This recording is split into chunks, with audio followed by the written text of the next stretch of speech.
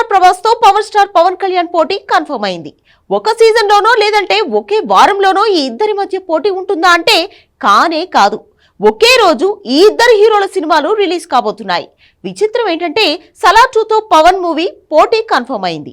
కానీ ఈ రెండు సినిమాలు ఈ ఏడాదే రిలీజ్ అవ్వడం చాలా కష్టం. అలాంటిది ఈ ఇద్దరి సినిమాలు పోటీ పడే పరిస్థితి వస్తోంది. ఆల్మోస్ట్ ప్లానింగ్ అంతా పక్కాగా ఉంది.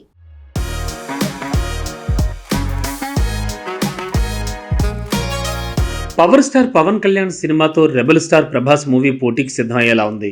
ఇద్దరు పెద్ద హీరోల మధ్య బాక్సాఫీస్ వార్ ఒకసారి కాదు 2 సార్లు జరిగేలా ఉంది. రెబల్ స్టార్ ప్రభాస్తో ప్రశాంత్ నీల్ తీయబోతున్న మూవీ సలార్ 2 ఇది ఈ నెలలోనే మొదలై అక్టోబర్ కల్లా పూర్తవుతుందట. ఆల్రెడీ సలార్ 1 తీసేప్పుడే సలార్ 2 మూవీకి సంబంధించిన కొన్ని సీన్లు తీశారు. కాబట్టి మే 2nd వీక్లో మొదలుపెట్టి అక్టోబర్ కల్లా 6 నెలల్లో టాకీ పార్ట్ పూర్తి చేయాలని ప్లాన్ రెడీ చేసుకున్నాడు ప్రశాంత్ నీల్. అలా అక్టోబర్లోగా షూటింగ్ పూర్తి చేసి డిసెంబర్ 24కి సలార్ 2ని రిలీజ్ చేయాలనుకుంటున్నారు. అయితే క్రిష్ తర్వాత ఏం రత్నం కొడుకు జ్యోతికృష్ణ డైరెక్షన్లో తెరకెక్కే హరిహర వీరమల్లు కూడా క్రిస్మస్కే రాబోతోంది.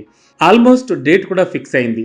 కాకపోతే పవన్ ప్రభాస్ మధ్య బాక్సాఫీస్ వార్ ఉంటుందనే టెన్షన్ కంటే అసలు ఈ 2 సినిమాలు అనుకున్న టైంలో పూర్తవుతాయా లేదా అనే టెన్షనే ఫ్యాన్స్కి ఎక్కువగా ఉంది. ఇంకా ఓజీ సగం షూటింగ్ ఉంది. ఉస్తాద్ భగత్ సింగ్ 95% షూటింగ్ పెండింగ్లో ఉంది.